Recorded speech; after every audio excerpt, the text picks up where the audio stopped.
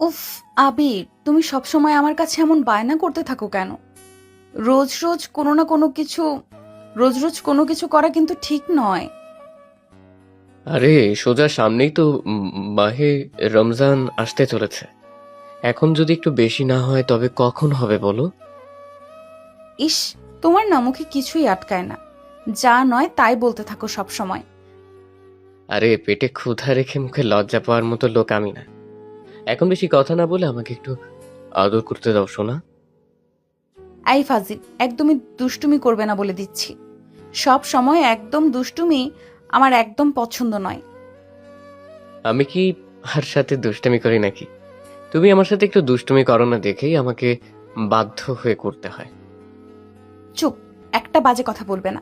তোমার মুখ থেকে এইসব কথা শুনলে আমার মনের ভেতর কেমন যেন করে ওঠে।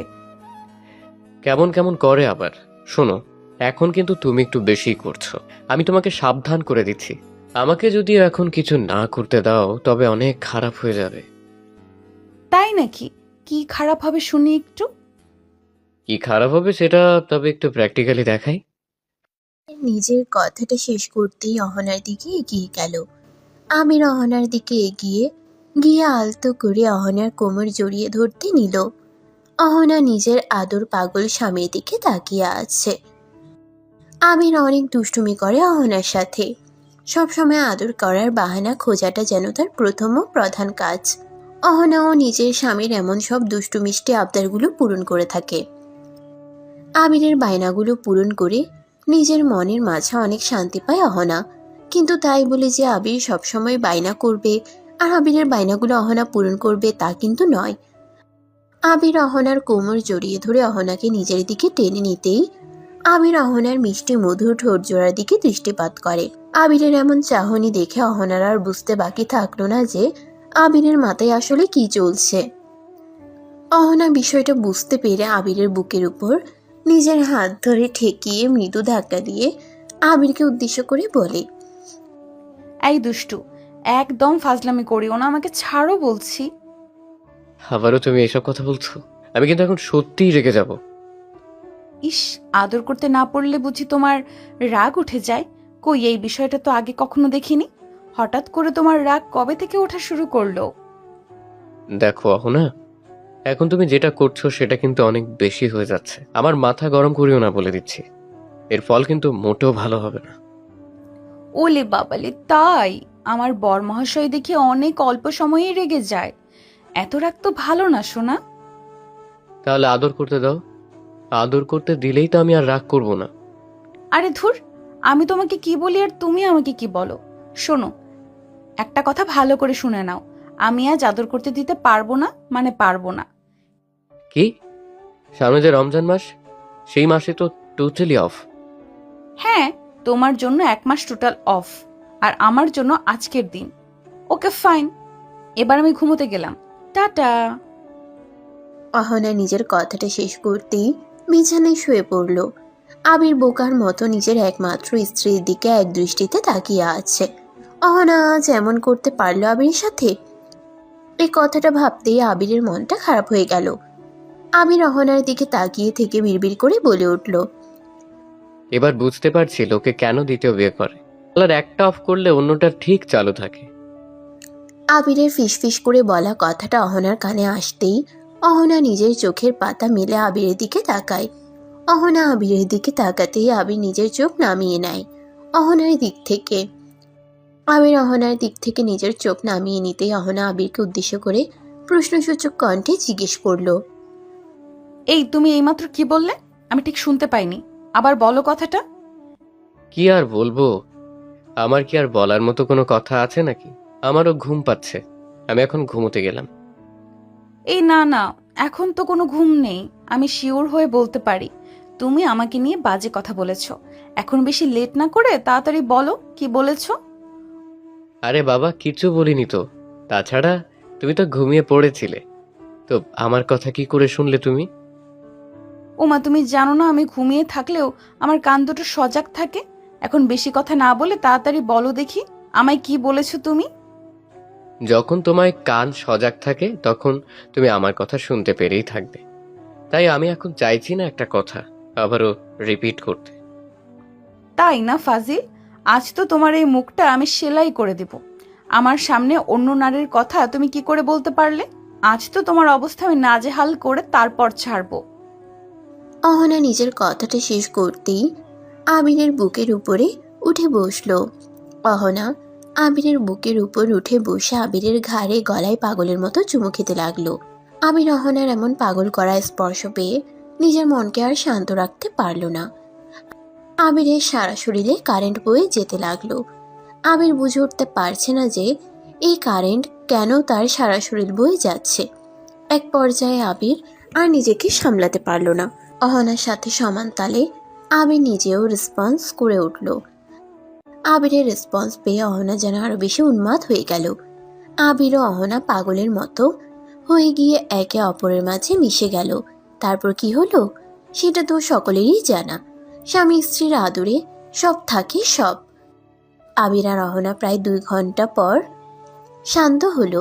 অহনা বিছানায় শুয়ে আছে আর আবির অহনার বুকের উপরে মাথা রেখে শুয়ে আছে। অহনা আবিরকে একদম শান্ত হয়ে যেতে দেখে মুচকি হেসে আবিরকে জিজ্ঞেস করলো, কি ব্যাপার, আমার আদর পাগল জামাইটা কি ক্লান্ত হয়ে গেছে নাকি? ক্লান্ত না হয়ে কি উপায় আছে নাকি? তোমার কাজ তো মজা করা, আসলে পরিশ্রম তো আমাকে করতে হয়। ইস, আসছে পরিশ্রম করতে। শোনো শোনো, তোমার থেকে বেশি পরিশ্রম আমাকে করতে হয়। তুমি তো শুধুমাত্র একটু। আবির অহনার মুখের উপর আলতো করে নিজের হাত রেখে অহনাকে থামিয়ে দিল। আবির অহনাকে থামিয়ে দিয়ে ফিসফিস করে বলে উঠল, এই ফাজিল, কি বলছো কি? হ্যাঁ, সবাই শুনতে পাবে তো। আমি বললে সবাই শুনতে পেয়ে যায়, আর তুমি যখন মাইক দিয়ে কথা বলো তখন কেউ শোনে না, তাই না? আসলে মেয়ে মানুষ মানেই ঝামেলা। সব সময় আমার সাথে তর্ক আর ঝগড়া, এই দুটো ছাড়া কি একটু ভালোভাবে কথা বলা যায় না আমার সাথে? হুম, যায় না তো। তুমি একটু আগেই আমার সামনে অন্য একটা মেয়ের কথা বলেছ। এসব শোনার পরেও আমি তোমার সাথে ভালোভাবে কথা বলবো কেমন করে শুনি? আচ্ছা, তাই নাকি? যাক, আমি এখন ঘুমোচ্ছি, আমাকে বিরক্ত করো না কেমন? আবির কথাটা শেষ করতেই নিজের চোখ জোড়া বন্ধ করে ফেলল। অহনার এখন ঘুম আসছে না। অহনা চাইছে আদর খাওয়ার পর এখন নিজের প্রিয় ভালোবাসার মানুষটিকে জড়িয়ে ধরে গল্প করতে। কিন্তু কি করে সে এখন গল্প করবে? আবির তো এখন নিজের চোখ বন্ধ করে ঘুমিয়ে পড়ার নাটক করছে। ওইদিকে আবির চোখ বন্ধ করে অহনার দিকে নজর রাখছে। আবিরের সাথে অহনার বিয়ের বয়স হলো 3 বছর। আবির খুব ভালো করেই জানে অহনা কখন কি করবে, তাই আবির আর ঘুমালো না। অহনা আবিরের পাশে আরো একটু এগিয়ে আসলো। আর কোনো কথা না বলেই দুম করে অহনা আবিরের বুকের উপর চলে আসলো। অহনা আবিরের বুকের উপর চলে আসতেই আবির খানিক চমকে ওঠে আর অহনাকে বলে, হ্যাঁ পাগলি, কি করছো কি তুমি? আমার ব্যথা লাগছে তো। কিসের ব্যথা? তুমি যখন আমার বুকের উপর থাকো তখন তো আমি ব্যথা পাই না। এখন তুমি কেন ব্যথা পাও? আরে পাগলি, তখন তো আমি বেশি শক্তি দিয়ে থাকি না তোমার বুকের উপর, তাই ব্যথা পাও না।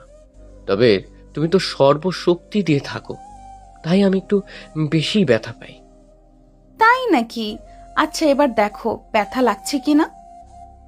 অহনা এবার নিজের শক্তি খানিক কমিয়ে দিয়ে আবিরের বুকের উপরে শুয়ে আছে।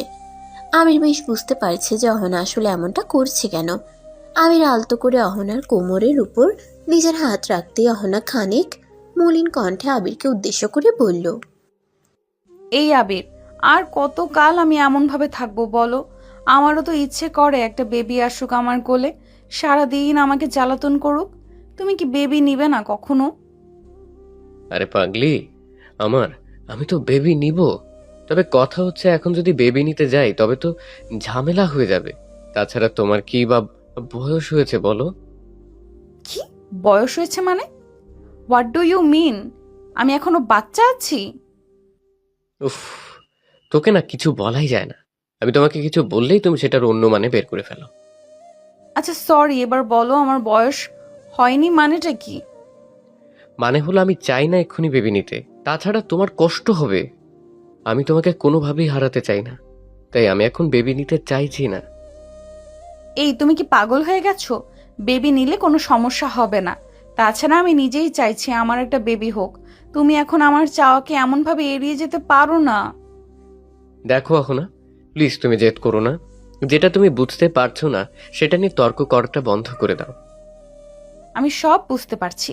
আসলে কি বলো তো, তুমি আমার খুশিটা কখনো চাও না, আর তাই তুমি এখন এসব কথা বলছো। আমি তোমাকে ভালোবাসি না তো কাকে ভালোবাসি? সেটা আমি কি করে বলবো কাকে ভালোবাসো?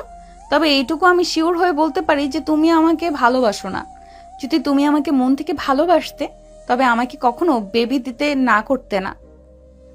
অহনা নিজের কথাটা শেষ করতেই ন্যাকা কান্না জুড়ে দিল। আবির নিজের স্ত্রীর এমন ন্যাকা কান্না দেখে কি বলবে কিছুই সে বুঝতে পারছে না। অহনা অনেক আগে থেকেই একটা বেবি চাইছে আবিরের থেকে। আবির যদিও এখন কোনোভাবেই চায় না তার বেবি হোক, কারণ অহনার বয়স খুব বেশি না। যদি কোনো বিপদ হয়ে যায়, আবির অহনাকে নিজের জীবনের থেকে বেশি ভালোবাসে। আর ভালোবাসার প্রিয় মানুষটির কোনো ক্ষতি হয়ে যাক এটা কেউ চায় না। আবির অহনাকে অনেক বোঝানোর চেষ্টা করে, তবে অহনা অনেক বেশি জেদি। অহনা যা বলে তাই করে থাকে। আজও অহনা সব সময়ের মতো আবিরকে জোর করে বেবির জন্য। আবির প্রথমে না করলেও এখন অহনাকে কান্না করতে দেখে নিজের মনকে সে আর শান্ত রাখতে পারল না। আবির খানিক বিচলিত হয়ে গিয়ে অহনাকে উদ্দেশ্য করে বলে, হেই পাগলি, হয়েছে তো, আর কান্না করতে হবে না। আমি বুঝতে পেরেছি তোমার মনের ব্যথা। না, তুমি আমার মনের ব্যথাটুকু বুঝতে পারোনি। যদি বুঝতে পারতে, তবে আমাকে একটা কিউট বেবি দিতে। আল্লাহ, তুমি আমাকে কেমন বউ দিলে! কথা নাই বার্তা নাই, শুধু কান্না করতে বসে পড়ে। আমি না সত্যি এখন মনে হচ্ছে পাগল হয়ে যাব। পাগল হতে হবে না তোমায়। আমি এখন বেশ বুঝতে পারছি যে আমার আর এই সংসারে কোনো মূল্য নেই। তুমি আমাকে ছেড়ে অন্য কারোর। অহনা সম্পূর্ণ কথাটা বলার আগেই আবির অহনার মুখটা বন্ধ করার জন্য নিজের ঠোঁট জোড়া দিয়ে অহনার ঠোঁট জোড়া এক করে নিল। আবির জানে অহনা যখন বলতে শুরু করে তখন তার মাথা ঠিক থাকে না, যা খুশি বলতে থাকে সে। আবির অহনার মুখটা বন্ধ করে দিয়ে অহনার কথা মতো অহনাকে বেবি দেওয়ার কার্যক্রম শুরু করলো। স্ত্রী যখন এমন তেরা হয় তখন না চাইতেও অনেক কিছুই করতে হয়। অতঃপর আর কি, আবির আর অহনা আবারও এক হয়ে গেল, মিলেমিশে একাকার হয়ে গেল তাদের ভালোবাসায়। আপনারা সবাই দোয়া করবেন তাদের জন্য, তারা যেন সব সময় এমনভাবেই মিলেমিশে একাকার হয়ে থাকতে পারে সব সময়। বন্ধুরা, ভিডিওটি কেমন লাগলো তা অবশ্যই আমাকে কমেন্ট করে জানাতে ভুলবেন না। পেজ থেকে দেখে থাকলে অবশ্যই পেজটিকে ফলো করে দিবেন, আর চ্যানেল থেকে দেখে থাকলে অবশ্যই চ্যানেলটিকে সাবস্ক্রাইব করে পাশে থাকা বেল আইকনটা বাজিয়ে দিবেন।